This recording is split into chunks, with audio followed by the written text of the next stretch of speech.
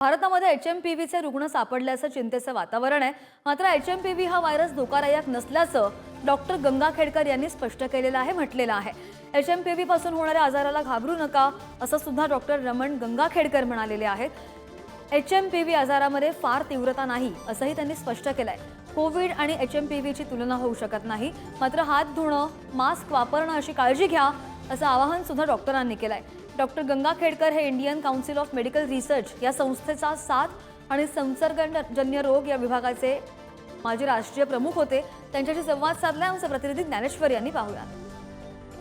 या एचएमपीव्ही आजाराची चर्चा जोरात सुरू आहे। काही समज आहेत, काही गैरसमज आहेत आणि याच निमित्तानं बोलण्यासाठी डॉक्टर रमण गंगाखेडकर सर आपल्या सोबत आहेत। सर, सुरुवातीला तर एचएमपीव्ही आजार म्हणजे नेमकं काय त्याबद्दल सांगा, बाकी प्रश्नांवरती तर आपण बोलणारच आहोत। तो एक प्रकारचा विषाणू आहे एचएमपीव्ही हा शॉर्ट फॉर्म आहे। ते मोठं सांगितलं लोकांना लक्षातही ठेवायला कठीण जाईल। हा जो विषाणू आहे हा 2001 साली शोधण्यात आला, म्हणजे दिसला, आढळला।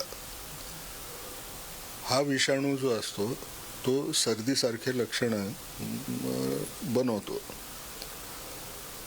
जगामध्ये कुठलाही देश नाही की जिथे एचएमपीव्ही नाही। एचएमपीव्ही सर्वत्र असतो। साधारणपणे हिवाळ्याच्या सीझनमध्ये 4% लोकांमध्ये आपल्याला एचएमपीव्ही झाल्याचं दिसून येतं, जे हॉस्पिटलमध्ये येतात ते। त्याचा दुसरा अर्थ हाही असू शकतो की कम्युनिटीमध्ये जर आपण सर्वे केला तर ते प्रमाण त्यापेक्षा थोडंसं कमी असू शकतं, ह्याच्यात वाद नाही।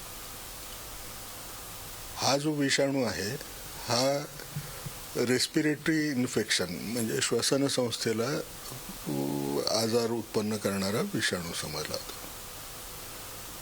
त्यामुळे या विषाणूवरती सुद्धा लक्ष दिलं जातं। जे ॲडमिट झालेले असतात लोक सारीचे, त्यांच्यामध्ये 2.6% लोकांमध्ये हा विषाणू सापडला।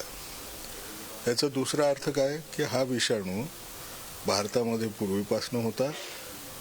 हा माइल्ड इन्फेक्शन करत असल्यामुळं, तीव्रता त्याची कमी असल्यामुळं याला पब्लिक हेल्थ प्रॉब्लेम म्हणून कधी धरला नाही गेला। कारण न यांना फार हॉस्पिटलायझेशन लागत होतं, न यांच्यामध्ये मृत्यूदर वाढायची भीती होती। पण हे इन्फेक्शन सगळ्यांना होतं, म्हणजे तुम्हाला मला सुद्धा एचएमपीव्ही झालेला असणार आहे केव्हा ना केव्हा तरी।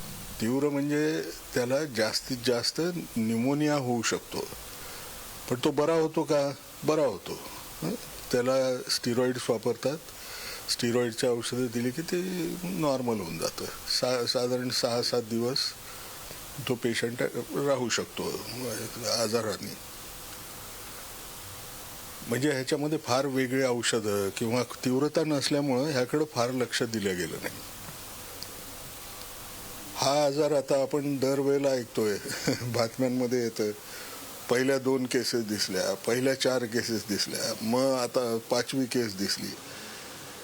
हे तुम्ही जितकं टेस्ट कराल ह्या काळामध्ये, जेव्हा हिवाळा चालू आहे, जितक्या जास्त लोकांची टेस्ट कराल त्यांच्यामध्ये तुम्हाला दिसणार आहे। म्हणून अशा प्रकारचं मेसेजिंग होणं की इतक्या केसेस दिसल्या, यांनी पॅनिकच पसरतं। म्हणजे लोकांना वाटतं अरे हे काय खतरनाक आजार आहे, 1, 2, 3, 4 असं मोजायला सुरू केलं। ते करू नये असं मला वाटतं। सामान्यपणे एचएमपीव्हीची लक्षणं काय, म्हणजे ज्यांना पहिल्यांदा होतोय तर कोणत्या गोष्टींवरून लक्षात येईल की एचएमपीव्ही झालाय? त्याला असं सहज ओळखणं लक्षणांवरून नाही।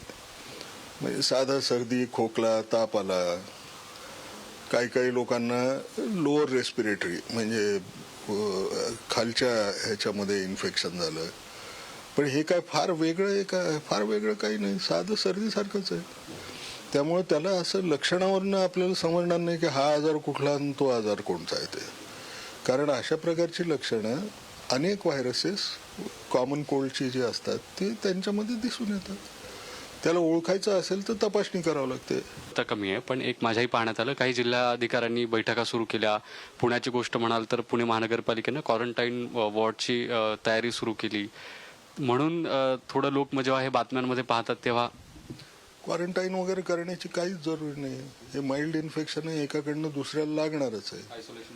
आयसोलेशन कशासाठी करणार? ते म्हणजे आयसोलेशन केलं तरी हे इन्फेक्शन ऑलरेडी लागण झालेले असणार, कारण त्याचं इन्क्युबेशन पिरियड जो आहे तो साधारण 3 ते 4 दिवस आहे. म्हणजे त्या 3 ते 4 दिवसामध्ये जेव्हा त्याला लक्षण नसतं ती व्यक्ती स्प्रेड करू शकते. मग त्याला क्वारंटाईन करायची काय जरुरी आहे? काहीच नाही. एक असंही की कोरोना आणि HMPV यातमध्ये दोन्ही आजारांमध्ये काही फरक आहे का? फरक असेल तर तो काय? म्हणजे यात काही साम्य असेल तर ते साम्य काय? कोरोना व्हायरस जो होता तो नवीन तयार झालेला होता. हा व्हायरस 2001 पासून आहे. या व्हायरसमध्ये जे काय बदलाव झाले, म्युटेशन्स जी झाली, त्या म्युटेशन्समध्ये एक दिसून येतं की आतापर्यंत 6 वेगवेगळ्या लिनिएजेस आहेत, 6 वेगवेगळ्या प्रकारच्या पोटजाती आहेत त्या व्हायरसच्या. त्या पोटजातींमध्ये कुठल्याही प्रकारे न त्या आजाराची तीव्रता वाढते असं दिसतंय किंवा त्याचं मृत्युमुखी पडण्याची शक्यता वाढलेली दिसते. याचा अर्थ काय आहे की ह्या आजारामध्ये म्युटेशन जर झाले तर त्या म्युटेशन्समुळं आपल्याला कुठलाही धोका दिसेल हे कदाचित नसणार आहे, परंतु यावर आपल्याला लक्ष ठेवावं लागेल. धन्यवाद सर, पुढारी न्यूजशी बातचीत केल्याबद्दल. तेव्हा सगळ्यांना हेच आवाहन आहे की चर्चा जरी जास्त असली तरी तितकं घाबरण्याचं कारण नाही, काळजी मात्र प्रत्येकानं घेणं गरजेचं आहे. व्हिडिओ जर्नलिस्ट निखिल करंदीकर, संवित ज्ञानेश्वर चौतमल, पुढारी न्यूज, पुणे.